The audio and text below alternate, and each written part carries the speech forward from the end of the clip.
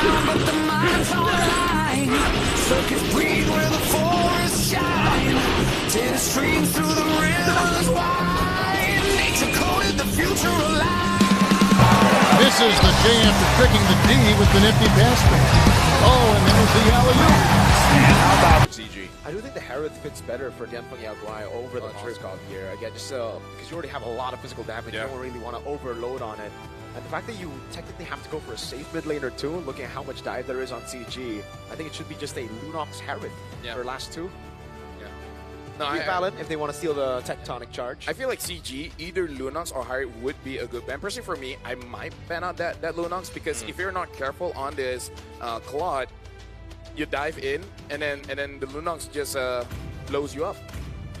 Magic is my Well, they go ahead and take out. Was that the Harith? Yeah, let's say Harith. So I think we are just going to see the Moscow, honestly. Probably, yeah. Yeah, but that's like, is the Lunox alright as just a solo mid magic damage dealer? Because I would say it is. Yeah. But Yuan has been very disappointing. On the Lunox. Yeah. He hasn't been brilliant just yet. He hasn't, and that's really what you need. You need to be brilliant and chaotic on the Lunox. So that's why they go Valent. They're like, exactly, makes sense. Yeah. Get the tech charge right. But now, if the Cho doesn't get a good engage, he can go in. That's true. But now Chiku is just gonna be like, all right, brother, I'm gonna gap you in the mid lane again. You saw the Valentino win rate, dude. It's 20%. That's I think that win is in the XP. Exactly. In the mid lane, it's even worse. That was an XP win for Ying yesterday. Yeah. The only question is, does he go for that Lunox or go for something comfortable like the Kimi, which is something that he does like. But personally, for me, with the current meta, I would prefer a Lunox for sure. Lunox. This land is our homeland. There's the Lapu Lapu, which we expected. So this last pick is going to be the mid. We're opting for 200% win rate heroes. I like that so far. They've been drafting normally. Yeah, I think they have to though, man. Like again, given the situation here, right? Yes, it is a best of 3. Again, that's in consideration. There's the Moscow. So this is kind of what we expected, at least here in game 1. And you know, honestly, on both sides, they have pretty good compositions. More of a standard that we're used to seeing. The Lunox is in an interesting position too, because I feel like you see the Lunox players right now that have been playing it die a lot. Yeah. And part of the job, I feel like, as the Lunox is to do that, like get some of those ultimates or those battle spells out, utilizing the brilliance, and then you're able to pop off and scale up really well. So we'll see if that happens here for CG. Yeah, for me, I feel like playing Lunox is, you gotta be a businessman, right? Like, you will die, but how much do you get in return? If I kill 3 and I die, worth. If Businessman math. Yeah, there you go. Main map. Ladies and gentlemen, welcome to the first elimination match between Dianfengyaoguai and a CG. None has been able to get a victory. So from this point forward, it's all or nothing. Welcome to the Land of Dawn. Here we go, folks. Elimination match. High stakes here in this matchup. Let's take a look at the emblems. So far, pretty normal. Nothing too crazy on the right. Yeah, everyone just going for the standard here in this game. Also should be the fighter emblem for the Claude. We've seen how broken that is, but Lung is actually doing quite a bit of damage there over to Amzik. Both regens popped in very early. Yeah, that's complete comfort though. Again, like I said, you know, especially for Lung to play this Moscow, but against such a winning hero right now. Valen's actually gonna burn the flicker already. Play this Moscow, but against such a winning hero right now. Valen's actually going to burn the flicker already. DFYG going for the first blood, and they'll get it. Vel gets it on the Yu Zhong here. That's something you would usually do on the Cho. Now on the Grok, way more difficult to do. No, honestly, you can do it on the Grok, but the way that you do it is you show your face, you slow down the jungle just a little bit, and then you just retreat. And you don't retreat towards the side lane, especially when the side lane is losing. You usually rotate towards the mid because there's a higher chance your jungler can back you up as well. Well, that's the thing though, right? In the mid lane as well, there was just no prio. So the timing, the decision was just off. Dianfengyaoguai, taking a look at the emblems. Master Assassin for Lung, and it's actually the Festival of Blood for Amzik. We've seen a good mix of Master Assassin and Festival of Blood for Claude. It really depends on the matchup, and in this matchup particularly, Amzik feels like it's going to be really tough to outtrade a Moskov, so he goes for Festival of Blood, will just regen and play the weak side of the map, although Lung has a very good freeze up top right now. Yeah, I really feel like their idea is to hold on balance. So low again. Whoa, nice response though.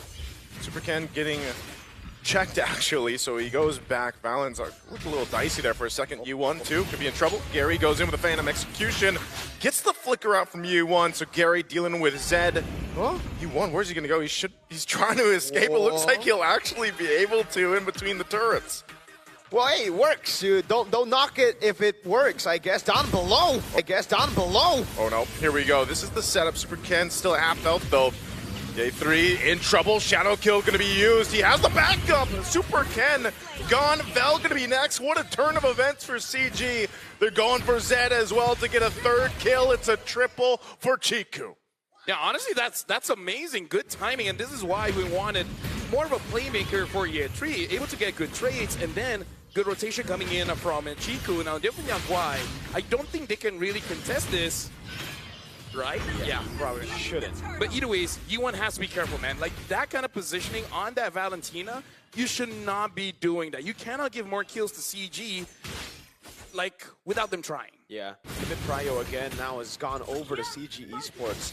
I would say very, very sloppy as well from Super Ken there. Goes for the quad shadow, but delays the quad shadow. I understand what he was trying to do, but in this position, it's either you go in full or you back away. Because if you delay the quad shadow and you go shadow kill earlier, you saw he was just stuck there. Yeah, the quad shadow was down right as the shadow kill came out.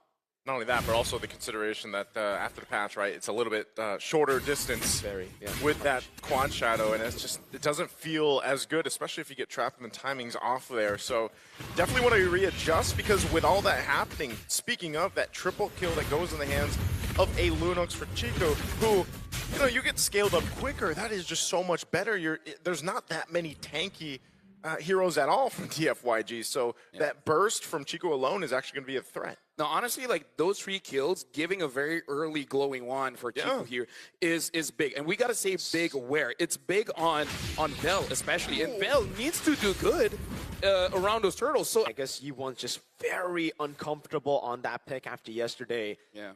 And now Vel gets the 100 strike, but that's a very quick War Axe by Gary. 2 levels ahead of Super Ken, by the way. This is a big problem for Dianfengyaoguai. Yeah, and here's the thing, Dianfengyaoguai, they look headless right now. They don't know what to do. All those rotations are kind of like hoping for something to be there, but every single time they arrive at a destination, they're like, wait, why are we here again? Yeah, definitely. Again, you guys can let us know who will win this retreat battle. Is it going to be Gary or Super Ken? Vote in the chat. It's probably going to come down. It's probably going to come down to this fight again for the turtle positioning and this delay here from CG. Black Dragon form going to be used. There's the kick too. All for Ye3. He's going to be fine though. Oh, he still survives. They go for the setup anyway. Meanwhile, turtle secured. A kill secured and more. All for CG. 5-0 now for Chiku. Oh, and U1 is there. Looks like will not be caught by Valence, and this is the big problem. Oh, at least Vel gets you a 3. But again, the big problem is the fact that Chiku is actually too far ahead. Because in terms of the goal difference, I believe that it's mostly on him. 1,200 difference. A difference when your team has a glowing one and opponent doesn't. Yep. 5-0, doing so much damage, providing the proper amounts of utility. Oh, Zed. Valence, he's just trying to cause some havoc here, trying to buy enough time to. Tanky enough, but gets away with the flicker. Oh, will still survive. Oh man, that's tough for DFYG. Yeah, and even the orange buff gets taken away by Gary. Nothing going in the way that Dianfengyaoguai wanted to go. This is a horrible start for Super Ken. 3 levels down now, not an orange buff, not a single kill on a Hayabusa that now needs to snowball. CG, I just want to say, LaFell, I never want to see Ye3 on a non-playmaking pick ever again. No, same.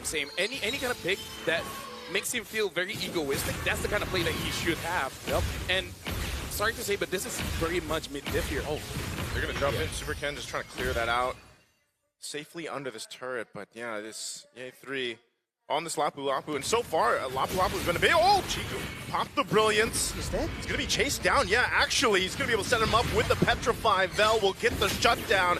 Super Ken might be able to go ahead and join this fight with Ye1, but they'll force Gary and Valens back. That's still a big kill for DFYG, at least for now. Yeah, that's a big shutdown there given over. The fact that the turtle is going to be up in 15 means that they will be able to utilize that gold a bit more.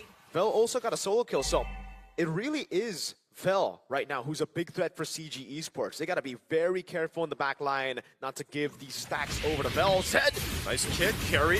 He's going to be able to get away from this. He has the mobility. He's fine on the Lancelot.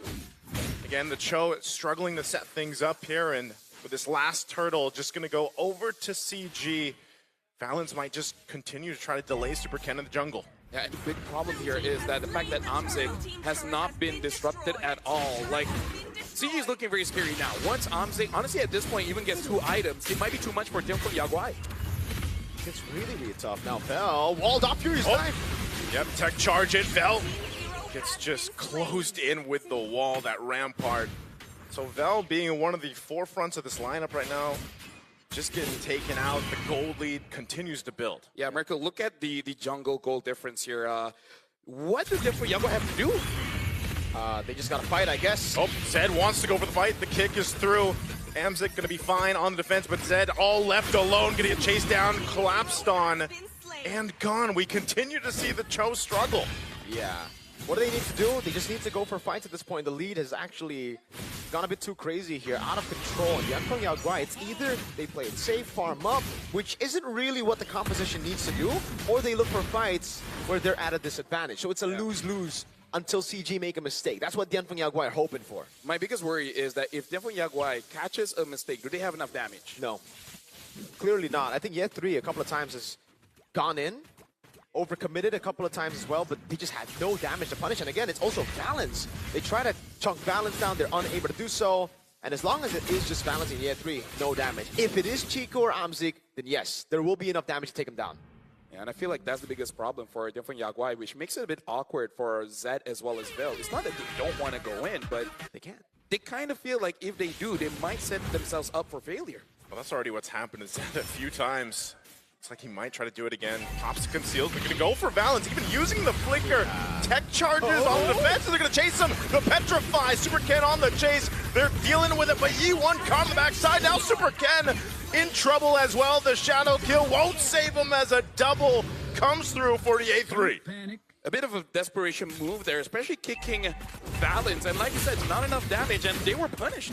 I have no idea why they just keep going on Valens, right? Like, the definition of insanity is doing the same thing and expecting different results, and Dianfengyaoguai are actually just insane there, right? They just keep on going for the same play over and over again, thinking it'll work this time around.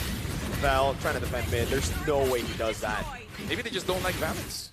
Maybe they don't like his face. Yeah, they took away his Cho, and now they try to kill him, but Valens is like, dude, I'm not on Cho this time. You can't do that.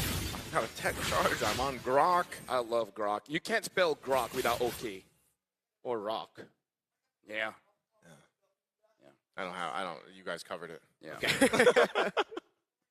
3,000 gold. There's no lead. lose in Grok. There is not, there's no lose in Year 3, but there is a lose on Lapu Lapu. Not when he's on the hands of Year 3 though. Holy shielded mid.